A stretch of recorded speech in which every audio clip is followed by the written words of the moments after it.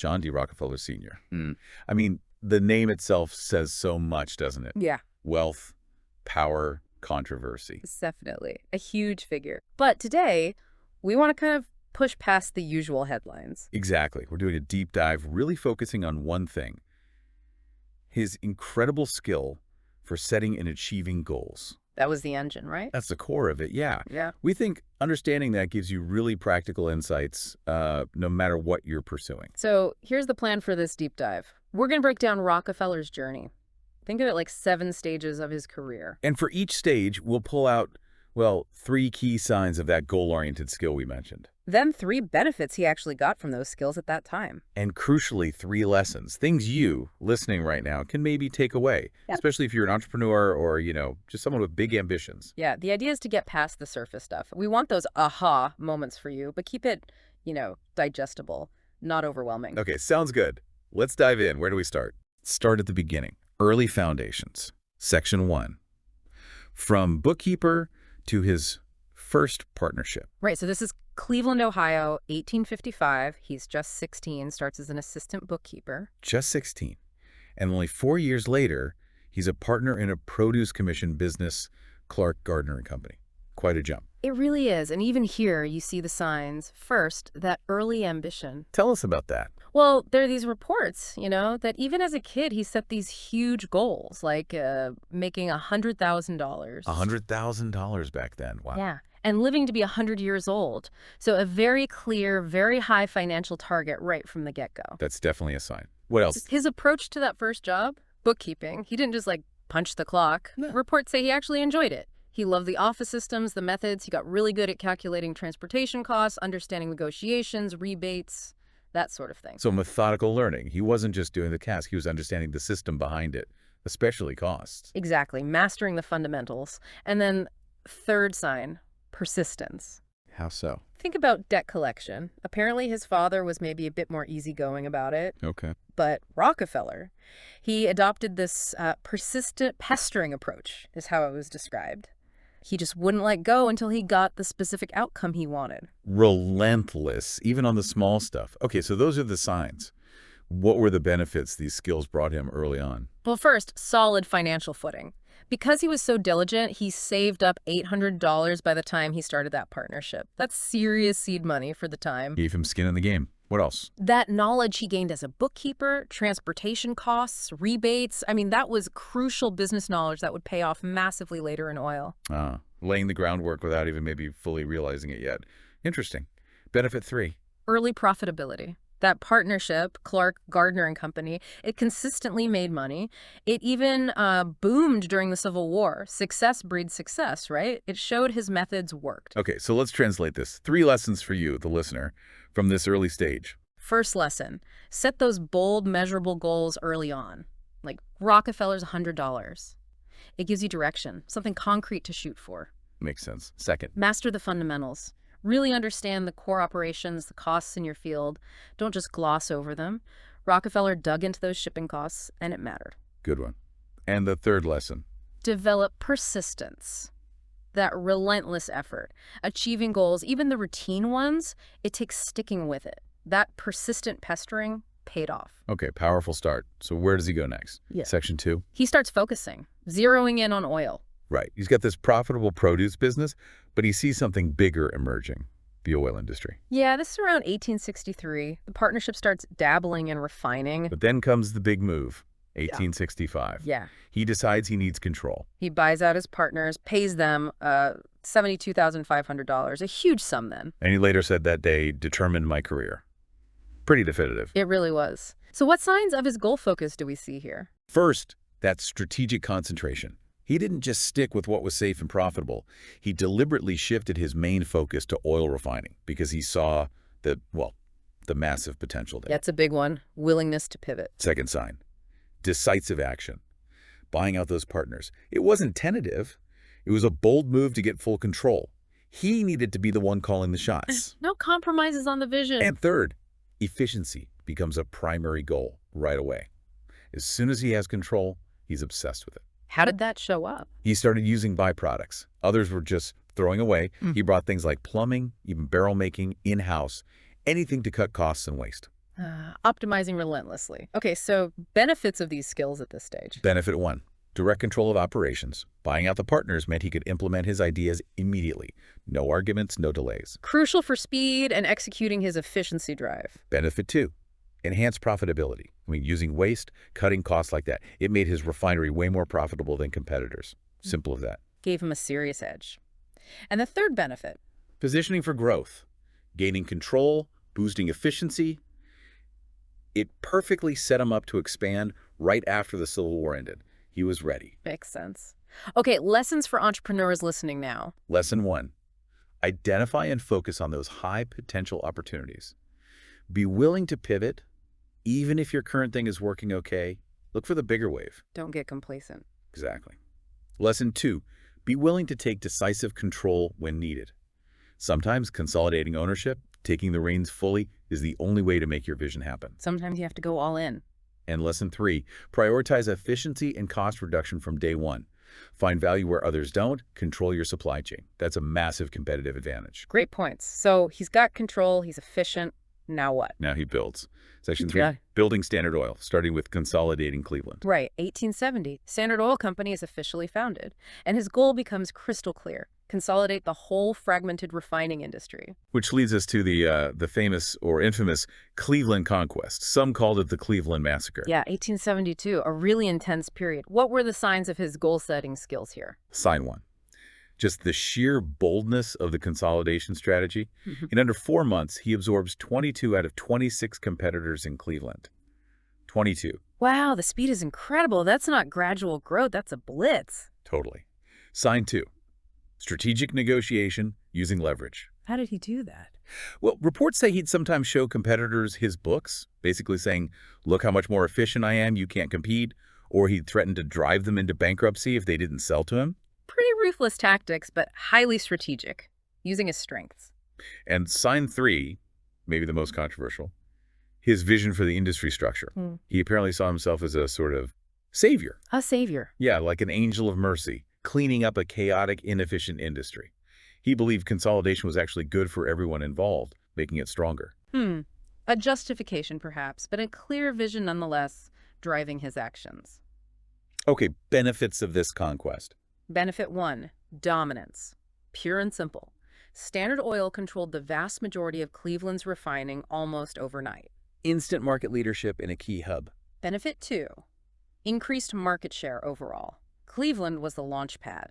This put them on the path to eventually controlling over 90% of U.S. refining later that decade. A critical step towards national dominance. And benefit 3, from his perspective anyway, elimination of inefficiency. He argued that by absorbing weaker players, the whole industry became more streamlined and effective. Right. Whether you agree with the methods or not, that was part of his stated goal. So, lessons from this consolidation phase. Lesson 1.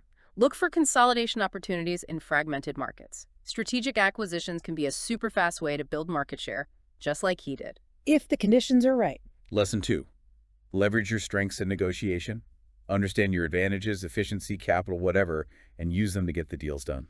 Know your power and use it wisely. And lesson 3, have a clear vision, even if it's controversial. That strong belief, that savior complex maybe, it fueled his relentless execution, but be ready for pushback. Absolutely. A strong vision can be powerful, but it often attracts criticism. Okay, so he's dominating refining. But he didn't stop there, did he? Not even close. Section 4, mastering the entire supply chain. This is about vertical and horizontal integration. Going beyond just refining, controlling everything. Everything. His goal wasn't just most of the refining, it was controlling the oil business, from wellhead to lamp, basically. So, signs of his goal focus here. Sign 1, visionary integration. This was huge. Standard Oil built its own pipelines, massive fleets of tank cars, even home delivery networks. They weren't relying on anyone else if they could help it. Building the infrastructure for total control, that takes incredible foresight and capital. Sign 2, strategic pricing. This was key. They often kept prices low. Low prices, why? To deter competitors, make it hard for anyone new to enter the market, and also, frankly, to make oil affordable for more people, boosting demand. Sometimes they even sold below cost temporarily to gain market share. Using price as a weapon and a growth driver, very strategic. And sign 3, product diversification. They didn't just sell kerosene for lamps, they pushed hard to develop other things from crude oil. Like what? Over 300 different oil-based products eventually. Lubricants, waxes, you name it. Finding value in every part of the barrel. Wow, 300 products. Okay, benefits of this total integration strategy. Benefit 1, control of distribution. Owning the pipelines, the cars, the delivery. It slashed costs and reduced dependence on railroads or other third parties who could charge high rates. Huge cost savings and reliability. Benefit 2, increased market share. Again, those low prices made Standard Oil dominant. That 90% plus market share wasn't just from consolidation, it was also from making their product the affordable choice. Price accessibility drove mass adoption. And benefit 3, multiple revenue streams. All those byproducts, they opened up entirely new markets, no income sources, made the company much more robust. Less reliant on just one product. Smart. Lessons for entrepreneurs listening. Lesson 1, control key parts of your value chain if you can. Vertical integration gives you massive advantages in cost and control. Think about what parts are critical for you. Where does the real value lie? Lesson 2, use pricing strategically. It's not just about covering costs, it's a tool for market entry, for competition, for growth. Be deliberate about it. Pricing is strategy. And lesson 3, innovate and diversify. Don't just stick to your first product. Explore everything you can do with your core resources or capabilities. Find those hidden opportunities. Always be looking for what else is possible. Okay, so Standard Oil is now this massive integrated behemoth. Surely that attracted some negative attention. Oh, you bet it did. Section 5, navigating the challenges. Trust formation, opposition, public image. But the Pushback arrives. The bigger you get, the bigger the target on your back. Exactly. Standard Oil's dominance led to intense scrutiny. People were accusing them of being a monopoly, using unfair tactics. And the government started paying attention. Right. They formed the Standard Oil Trust in 1882, partly to manage all their interstate stuff, but it just looked like more control, more monopoly power to outsiders. So it backfired in terms of perception. Big time. Then came the muckraking journalists like Ida Tarbell, digging into their practices. And eventually, President Theodore Roosevelt wielding the Sherman Antitrust Act. A perfect storm of opposition. How did Rockefeller's skills show up in dealing with this? I'll sign one. Creating formal structures. The trust itself, while problematic later, was an attempt to impose order on this massive, complex company. The goal was management efficiency, even if the perception was different. Trying to systematize the empire, essentially. Sign 2. Adapting to pressure, eventually. For a long time, they kind of ignored the criticism. But facing mounting legal threats and terrible press, Rockefeller finally launched a publicity campaign. To do what? To try and improve his image, the company's image, counter the attacks. It was a reaction, but a strategic one aimed at shaping public opinion. Acknowledging that public image actually mattered. And sign 3. Strategic retirement from daily management. By the 1890s, with all this heat, he starts stepping back from the day-to-day grind. He turns operations over to John Dustin Archbold. Shifting his own energy. Yeah, redirecting his focus. Sure. Recognizing maybe it was time for a change in leadership for that phase. So, benefits of these moves. Benefit 1, streamline management, at least initially. The trust structure did provide a way to coordinate all those diverse operations for a while. Before it became the main legal target. Right. Benefit 2, attempted image rehabilitation. The PR campaign was an effort, however successful, to fight back against the negative narrative. Trying to control the story. And benefit 3, capacity for new pursuits. Stepping back from Standard Oil's daily operations freed him up. He got more into other investments like iron ore and crucially ramped up his focus on philanthropy. Okay, lessons learned from navigating these huge challenges. Lesson 1, structure needs to grow with your business. As you get bigger and more complex, you need formal systems, but be aware they can also attract scrutiny. Adaptability and structure is key. Lesson 2, public image matters a lot. You can't just ignore criticism or bad press indefinitely. You need a proactive approach to managing your reputation. Don't wait until it's a crisis. And lesson 3, know when to delegate and transition. Plan for succession. Recognize when it's time to hand over the operational reins and maybe redirect your own energy elsewhere. Good advice. So he's stepping back from operations. Right, which leads perfectly into Section 6, transitioning leadership and the beginnings of his major philanthropy. Yeah, by the time the big antitrust cases were really hitting, he wasn't the guy running the show day to day anymore. Still the biggest shareholder, huge influence, but not managing operations directly. His focus was shifting. Managing his wealth, sure, but increasingly figuring out how to give it away effectively. A new, massive goal emerges, What signs of his goal-oriented approach do we see in this transition? Sign 1. It was a planned withdrawal. Handing over to Archbold wasn't sudden. It was deliberate, methodical. He intended to step back fully from operations. Foresight again, planning the next chapter. Sign 2. Diversification of interest continued. Getting into iron ore shows, he still had that business drive, looking for new ventures, even as he stepped back from oil's daily management. Keeping his mind engaged in new challenges. And sign 3. Growing philanthropic commitment. He'd given money before, but now it became a major strategic focus. He started thinking systematically about how to make the biggest impact with his giving. Not just charity, but strategic philanthropy. Okay, benefits of this transitional phase. Benefit 1, successful business continuity. Because the handover was planned, Standard Oil kept running effectively under Archbold. Rockefeller could step back without the company falling apart. Smooth transition ensured stability. Benefit 2, new investment avenues. Iron ore, other ventures, these provided new ways to grow his wealth and stay in violent business on his own terms. Exploring beyond the core business. In benefit 3, laying the foundation for major giving. This shift allowed him the time and mental space to really start organizing his philanthropy on a grand scale, setting the stage for what came next. Got it. So lessons for you, the listener, from this phase. Lesson 1. Plan for life after running the show day to day. Your identity isn't just your operational role. Think about what comes next. Avoid tying yourself completely to one position. Lesson 2. Explore new ventures, even after stepping back. Keep looking for opportunities, keep learning, stay engaged. Curiosity doesn't have to retire. And lesson 3. Integrate giving early. Don't wait until the very end. Start thinking about philanthropy alongside your business success. Let it grow with you. Make it part of the plan, not an afterthought. Which brings us to the final stage. The final 4 decades. Section 7. His legacy of giving, defining modern philanthropy. This is where he applies that goal-oriented mindset to giving away that immense fortune. Absolutely. Yeah. His primary focus became strategic philanthropy. Education, medicine, science, helping modernize the South. We're talking estimates of $530 to $540 million in total giving, adjusted for today. Astronomical. Just incredible scale. How did his goal-setting skills manifest here in philanthropy?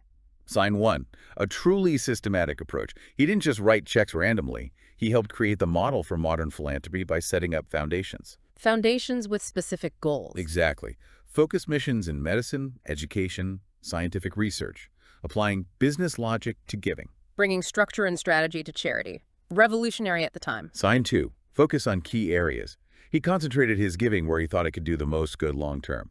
Think founding the University of Chicago, Rockefeller University, major institutions. Targeted impact, not scattering resources thinly. And sign 3, aiming for significant measurable impact.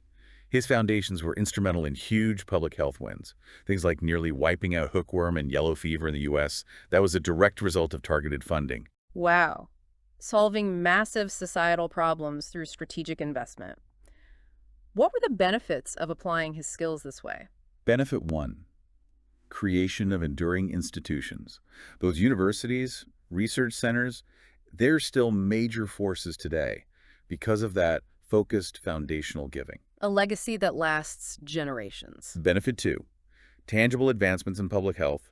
Millions of lives were improved, saved even, because of the large-scale funding for medical research and campaigns his foundation supported. Real-world, positive impact on a massive scale. And benefit 3, shaping modern philanthropy itself. His systematic, strategic approach really set the standard. It showed how organized, large-scale giving could work effectively. He created a blueprint, others followed. Okay, final set of lessons, focusing on legacy and impact. Lesson 1, apply business principles to your philanthropy. Organize it, structure it, set goals, measure impact. Don't just be generous, be effective. Use the skills that built the wealth to distribute it wisely. Lesson 2, target your impact. Focus your resources. Decide where you can make the biggest difference and concentrate your efforts there for maximum effect. Don't try to boil the ocean. Focus. And lesson 3, pursue long-term goals beyond just accumulating wealth. Think about the large-scale societal impact you could have.